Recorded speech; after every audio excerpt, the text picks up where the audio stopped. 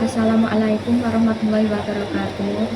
Alhamdulillahirabbil alamin wa bihi nasta'in wa ala umuri dunya waddin. Wassalatu wassalamu ala asyrofil anbiya'i wa imamil mursalin sayyidina wa maulana Muhammadin wa ala alihi washabihi ajma'in amma ba'du. Yang terhormat Bapak Pak Triadi selaku dosen pengampu mata kuliah Wa'id Widiyah. Di sini kami dari kelompok 10 akan mempresentasikan tentang kaidah kuliah sugro. Materi yang pertama akan saya sampaikan sendiri dan materi selanjutnya akan disampaikan oleh Muhammad Atmaja Catur Aji Pamungkas. Untuk materi yang pertama, al-ijtihadu la yunqadu bil ijtihad.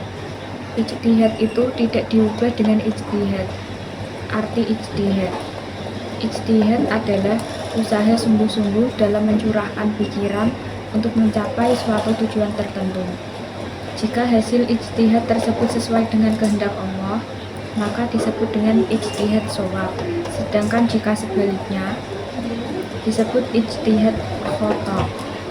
Berdasarkan prinsip ini, sebuah ijtihad tidak dapat dibatalkan oleh ijtihad lain, baik dalam masalah ibadah maupun dalam masalah lainnya. Contohnya, seorang melakukan ijtihad untuk menentukan arah kiblat ketika hendak melaksanakan sholat zuhur. Ketika tiba waktu sholat asar, ia melakukan ijtihad lagi dan menemukan hasil yang berbeda dari ijtihad sebelumnya.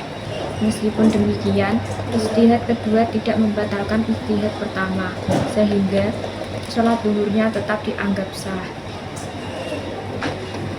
Hal serupa berlaku untuk seorang hakim yang telah membuat keputusan berdasarkan ijtihad. Jika kemudian ia memiliki pendapat yang berbeda setelahnya, perubahan pendapat tersebut tidak membatalkan keputusan pertama. Inilah yang menjadi alasan mengapa pendapat Imam Syafi'i yang jadid atau baru tidak menggugurkan pendapatnya yang qadim atau lama. Idza tama'a amroni min jinsin wahidin walam yaktalif maksuduhuma dakhala ahaduhuma fil akhiri ghaliban. Manakala dua perkara dari satu jenis berkumpul, padahal tidak ada perbedaan maksud keduanya, maka pada ghalibnya satu di antaranya masuk pada yang lain. Contohnya, seseorang dituduh telah melakukan zina 2 kali dan di depan sidang pengadilan ia pun mengakuinya. Maka menurut hukum, ia hanya dijatuhi hukuman berbuat zina sekali saja, yakni didera 100 kali dan dibuang setahun. At-tabi'un tabi'un. Pengikut itu mengikuti. Kaidah ini merupakan garis besar yang di dalamnya terdapat beberapa kaidah terperinci. Di antaranya ialah at-tabi'u yasqutu bi suqutil matbu'. Hal yang mengikuti menjadi gugur dengan gugurnya hal yang diikuti. Contohnya, di sebuah toko ada ketentuan bahwa setiap pembelian sampai seharga 10.000 dari toko tersebut akan memperoleh hadiah sebuah tas. Seseorang telah membeli barang di toko tersebut seharga 15.000 karena ia mendapatkan sebuah tas. Tetapi tiba-tiba lantaran sesuatu hal ia membatalkan pembeliannya. Dengan sendirinya tas yang diterima sebagai hadiah tambahan itu pun harus pula dikembalikan. Dikecualikan dari kaidah ini adalah masalah tahjil dan ghurrah. Tahjil yaitu membasuh tangan melebihi batas ketentuan dalam wudu. Sedangkan ghurrah ialah membasuh muka melebihi batas muka setelah atau atas kepala dalam wudu.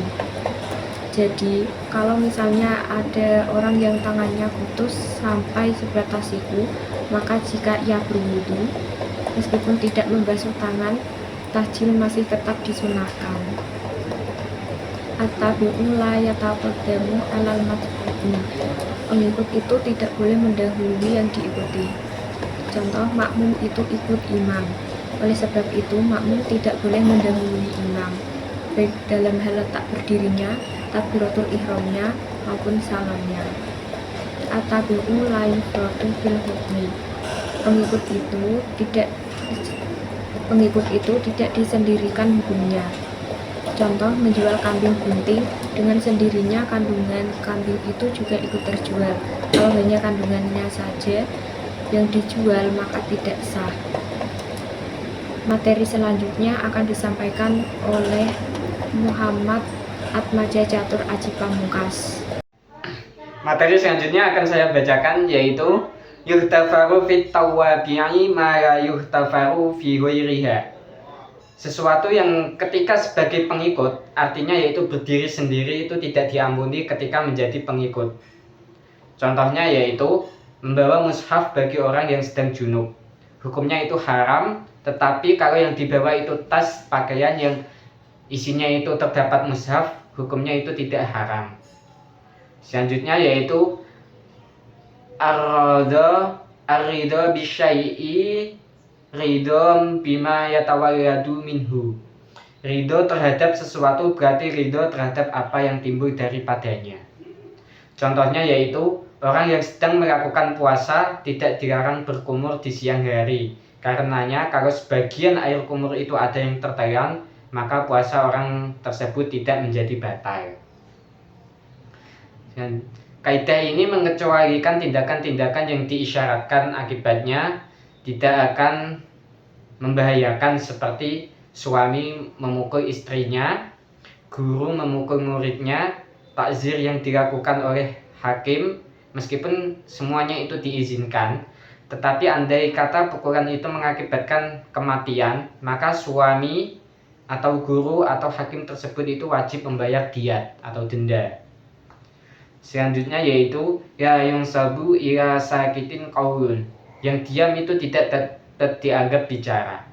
Ada ulama yang menyusun kitab khusus mengenai kaidah ini, sedangkan kalimat kaidah seperti di atas adalah ibarat yang orisinil dari Imam Syafi'i. Di antara masalahnya ialah seorang janda diberitahu oleh walinya bahwa ia akan dikawinkan dengan seorang laki-laki. Kalau janda itu diam saja, tidak bisa ia dianggap mengucap iya.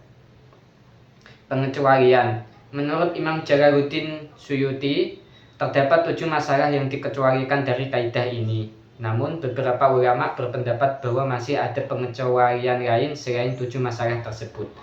7 masalah tersebut adalah: 1. Ketika seorang gadis diam saat diberitahu tentang rencana pernikahannya, diamnya itu dianggap sebagai persetujuan atau tidak adanya penolakan. Kedua yaitu terdakwa yang seharusnya disumpah tetapi diam ketika diminta bersumpah. Menurut hukum, sikap diamnya dianggap sebagai tanda ketidakberanian atau ketidakmauan untuk bersumpah. Ketiga yaitu sebagian orang kafir yang melanggar perjanjian sementara sebagian lainnya diam saja. Menurut hukum, semua pihak dianggap telah melanggar perjanjian. Yang keempat, pemilik atau majikan dari seorang hamba sahaya yang merusak hak milik orang lain wajib mengganti kerugian tersebut jika ia mengetahui dan tetap diam saja. Yang kelima yaitu seseorang yang sedang dalam keadaan ihram namun diam ketika temannya mencukurnya, menurut hukum diwajibkan untuk membayar fidyah. Yang keenam yaitu jika seorang budak tidak membantah ketika ia dijual, diamnya itu dianggap sebagai pengakuan bahwa ia benar-benar milik si penjual. Yang ketujuh yaitu jika seorang murid membaca kitab di depan gurunya dan guru tersebut itu diam saja, maka bacaan tersebut dianggap sah dan seolah-olah bacaan tersebut diakui oleh sang guru. Kaidah selanjutnya yaitu walakin nasukuta fi ma'ridil hajati ila bayani bayanun. Diamnya seseorang dalam situasi yang membutuhkan penjelasan merupakan suatu penjelasan atau pernyataan. Penjelasan dari kaidah tersebut yaitu: pertama, kaidah ini menjelaskan bahwa diam dalam situasi yang memerlukan pernyataan atau jawaban dapat dianggap sebagai bentuk persetujuan atau penolakan. Kedua, dalam konteks hukum, diam bisa memiliki nilai hukum tertentu ketika berada dalam situasi yang membutuhkan penjelasan. Contoh, ketika seorang wali menanyakan persetujuan kepada anak gadisnya tentang lamaran seseorang, jika gadis tersebut itu diam karena malu, diamnya itu bisa dianggap sebagai persetujuan. Hal ini berdasarkan hadis bahwa gadis yang dimintai persetujuan untuk menikah, diamnya adalah tanda untuk persetujuan dari lamaran tersebut. Batasan dari penerapan kaidah tersebut yaitu pertama, tidak semua kondisi diam itu bisa dianggap sebagai sebuah pernyataan. Yang kedua, harus ada indikasi yang jelas bahwa situasi tersebut itu membutuhkan pernyataan. Yang ketiga, perlu mempertimbangkan konteks dan kondisi orang yang diam. Dan yang terakhir yaitu dalam kasus-kasus tertentu tetap diperlukan pernyataan yang eksplisit. Sekian, terima kasih. Wassalamualaikum warahmatullahi wabarakatuh.